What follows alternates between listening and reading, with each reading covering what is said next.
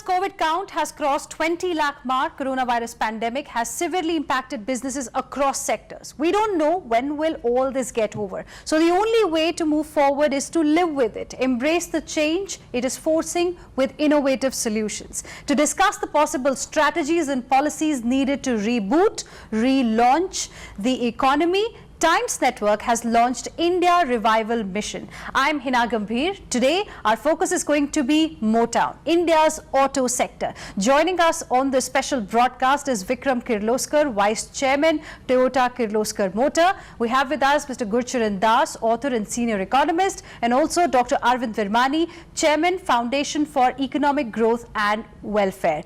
Welcome, gentlemen. Thank you very much for joining us here on this special broadcast. Let's begin this discussion with Mr. Vikram Kirloskar, who is representing the auto sector here on the show. Briefly, sir, how badly has COVID impacted the auto sector?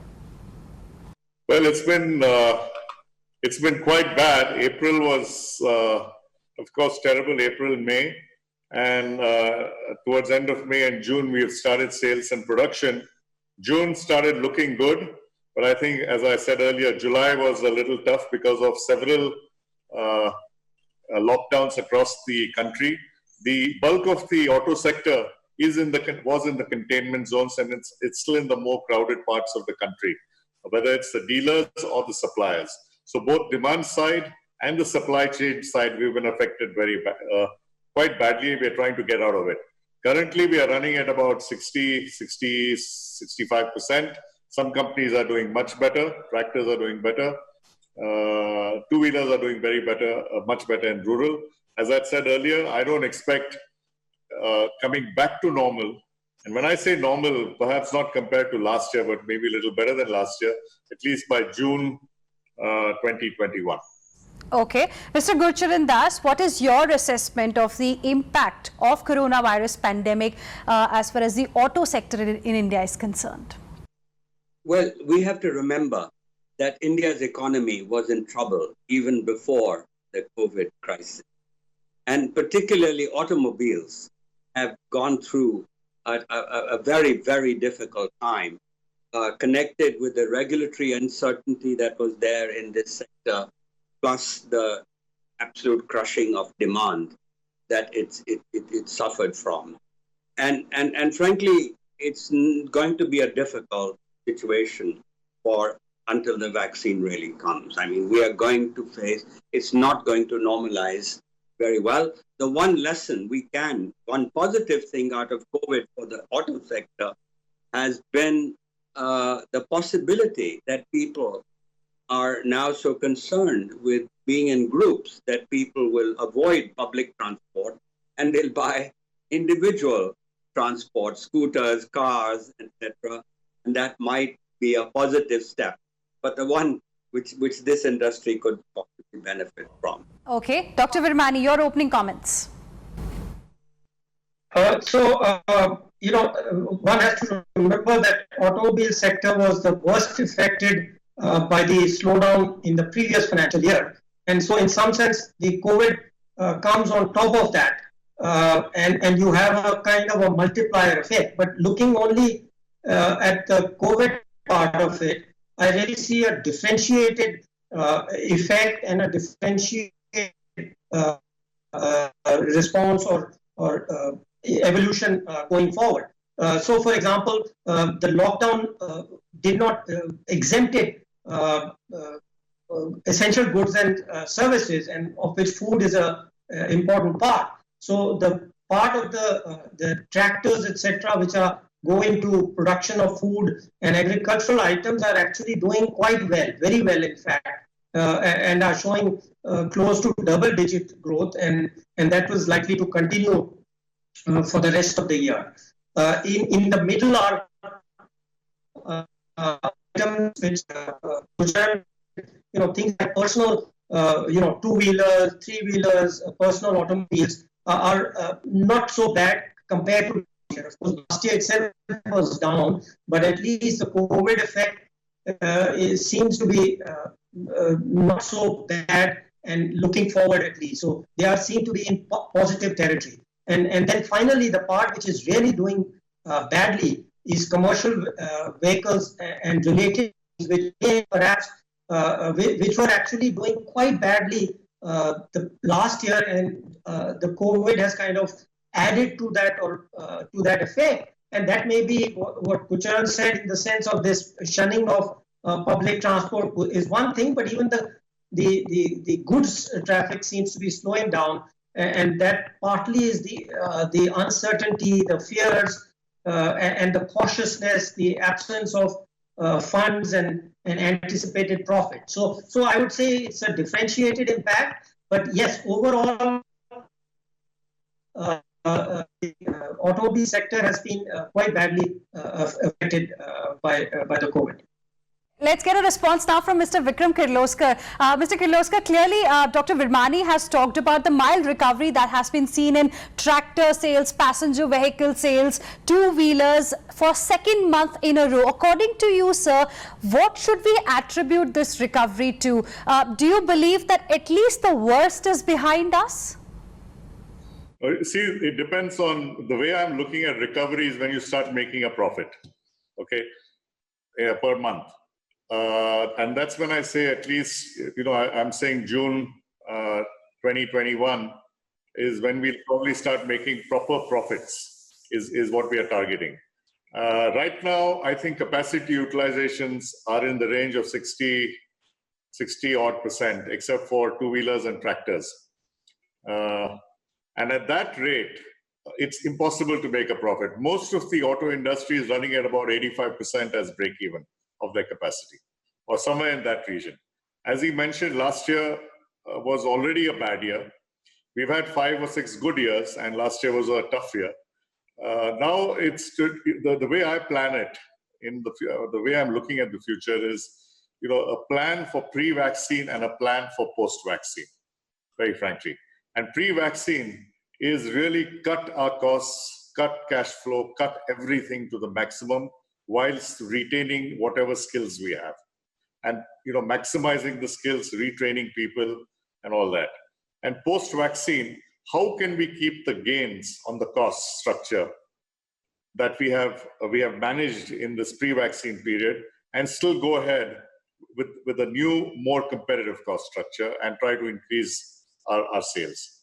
So that's sort of the plan in general. And so I keep following what's happening on the vaccine story, probably more closely than what's happening on the auto story.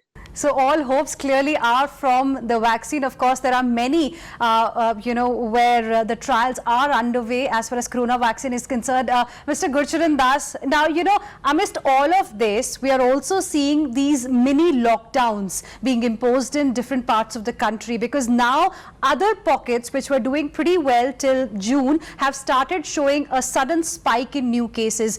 Don't you think that's going to further impact our plans, what Mr. Kirloskar also mentioned just now? Yeah, well, I mean, that's going to be the reality, that there will be targeted lockdowns, mini lockdowns, containment zones. That will be the way we'll have to live until, as Mr. Kirloskar says, we get the vaccine. The important thing is that we need now to create confidence. Confidence in the consumer, in the people, in business people, and get some of the fear. I mean, the Prime Minister has been trying to do a bit of this, but I just think there's much more. There's a need to, because business runs on sentiment, and people today are not consuming. They're afraid that they don't want to keep, they want the money to be liquid, as you said. And so what we need to do is people should have a sense that this is a short-term problem. We'll go back to living our normal life, and people, the very poor, when they get some cash transfers or food transfers, should feel a sense of confidence. The business people by getting access to credit. I mean, that was one of the best things in the last package, the stimulus package of the government. It was focused really on credit access. Now, if that can be improved even further, then all business people, all entrepreneurs should feel more confident, and banks should feel confident that the business are going back on track, and they should start loaning money. So I think sentiment and confidence is very, very important at this stage to make people feel, take some of the fear that they are already feeling. Important remarks there. Dr. Virmani, how has been the government's response in this case as far as the auto sector specifically is concerned?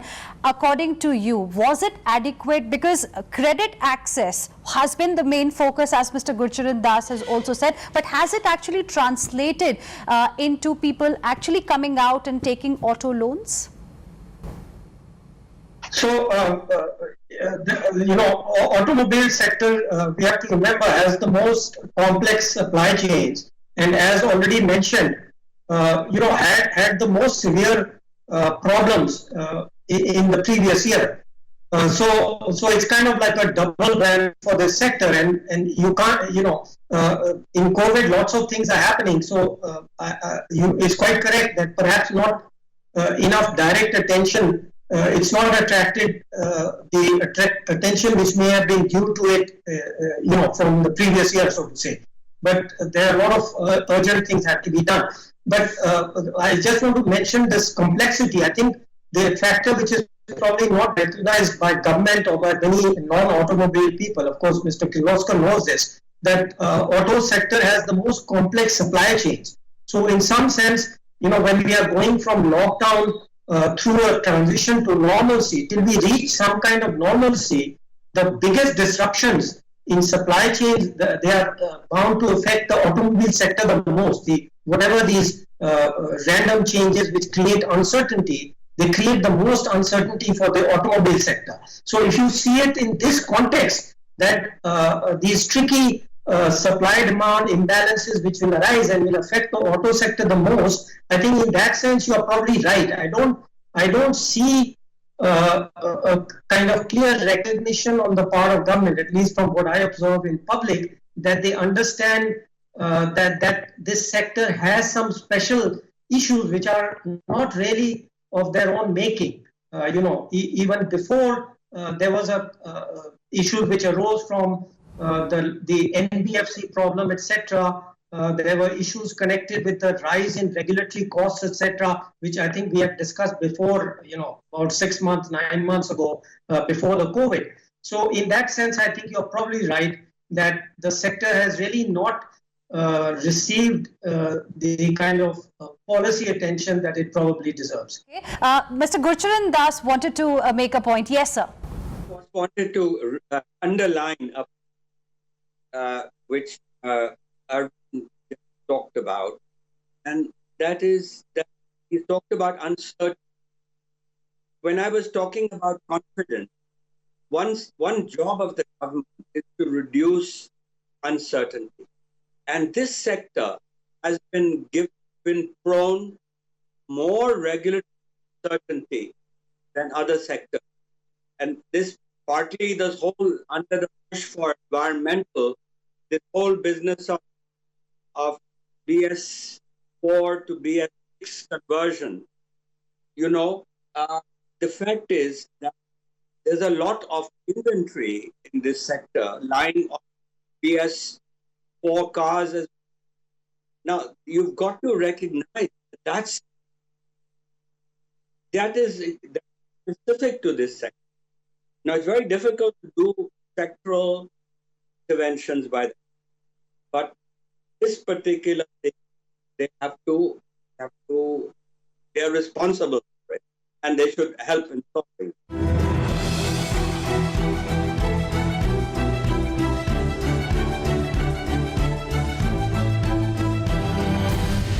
Mr. Vikram Kirloskar, you talked about how we need a solution for the period till we get the medicine, the COVID vaccine, and what happens after that. What is it that the industry is now seeking from the government at this point in time immediately?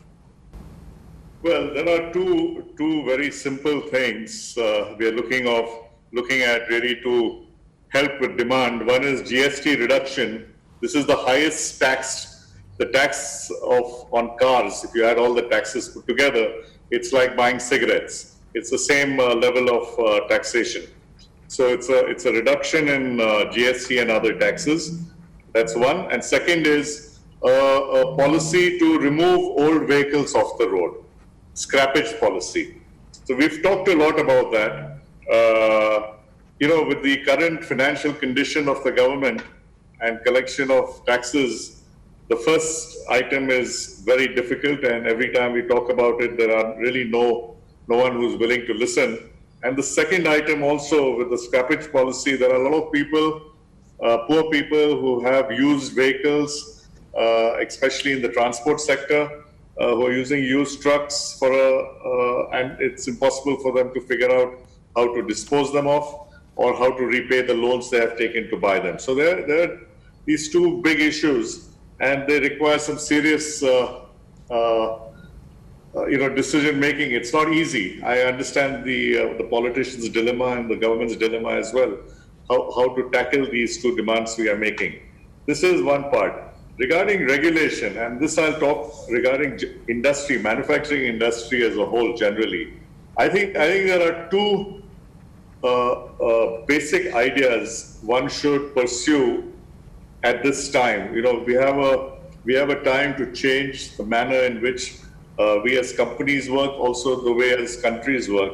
And the suggestions that I have, and that's probably the most extreme part of the suggestion, and you can start from where we are now and try to reach that extreme suggestion. One is on standards, is that we try to reach global standards on everything. The faster, the better. It makes it easier to export. The product you manufacture is the same as what you can sell all over the world. Even in India, people are looking at products around the world because of the quality of the media and all the information that's available. But it gets you into a more competitive position, getting standards and requirements which are global, whether it's energy efficiency, pollution, there's environment. Environment is a big priority, of course. And the second item, when we talk of ease of doing business, I think the easiest, we keep talking of we're doing this change and that change. The easiest thing in my mind is go everywhere on self-certification and do an audit. No need to make an application, only self-certify, and based on an audit, the government can take a strong stand or the authority can take a strong stand on how to punish a person if he's not following the regulation. But essentially go on self-certification. Be strict about the environment, but go on self-certification. That's an extreme. And how we can reach those areas in both whether regulation or whether standards or in self-certification is something you can set up a path and go towards it. Okay, Dr. Virmani, now these are the issues we've been discussing since a very, very long time. GST reduction, we've discussed many times in the past as well, and other ideas that Mr. Vikram Kirloskar talked about. What is it that's really stopping the government from taking these kind of decisions? Because these have been the demands of the industry since long. Yeah, good question. So let me say the two suggestions which I fully agree with. One, GST. At EGRWo Foundation, we've done an extensive study of the entire GST system and have come up with a comprehensive reform plan, which actually includes GST, which will, as part of that reform, GST would be reduced for automobiles. So if that plan, and we've given two options to the government, which they can choose from. I mean, in the paper, whether the government will consider or not is their issue. So I agree with that point. The second one on EODB, fully, I'm sure, that self-certification plus audit. I think that's a thing which many of us have been saying. I think he's very right how they would introduce, etc. If we can push the governments to do that, that's an excellent. Two things where I would be very cautious. One on the old vehicles policy. I think given that when we are talking about the marginal people for the automobile demand being in a kind of uncertain position, I think it would be a very wrong timing, at least till the economy is normalized, to ban old vehicles and impose another cost on these marginal people. I mean, it'll be fine for people who can afford it, but this is not the time for it. Perhaps in the next financial year. And the second one, the same problem actually arises on the standards.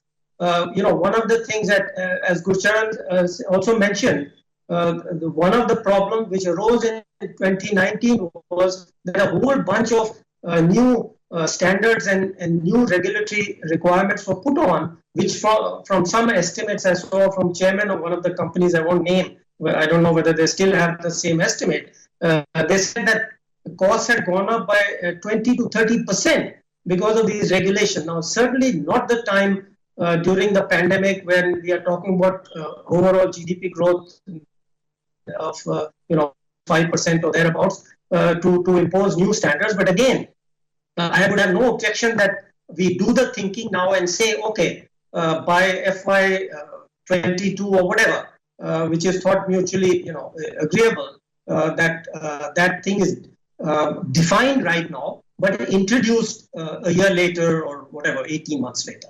Okay. Also, lastly, gentlemen, I also want to talk to you about how, India is imposing restrictions on, imports from China, and many other such restrictions are also coming. Now, as far as the auto component sector is concerned, which is very significant and important for the auto sector overall, we saw that India imported about 4.5 billion worth of auto components in the year 2018 and 19 only from China.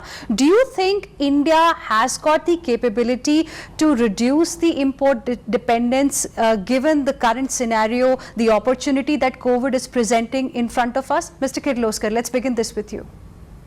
Well, on the import from China, as far as my company is concerned, our imports are almost zero from China. And whatever little bit there is, we are substituting all of it in the next few months. But just let me tell you why imports from China are important. China makes more than 20 or 22 million cars, four-wheelers. India makes, this year it will come below 3 million. At a 20 million level, which is the highest in the world, the US is about 14, or sometimes goes up to 16. At 23, 24 million level, the cost and the competitiveness of parts from China is second to none. It's the best in the world in terms of pricing. And because they are generally now also coming up to standards which are, whether it's emission or environmental or safety, which are pretty global in nature, you have parts which are absolutely the most competitive parts available in the world. So it's, it's a call, economic call, whether you, for many people, do I buy from China or I don't buy from China? And I think our goal in India should be how to increase this 3 million to 6 million or 8 million. And that will make the Indian industry competitive. It will make the component industry in India competitive, where it can export all over the world. I think that's the direction we should look at. Okay. We can't live in isolation.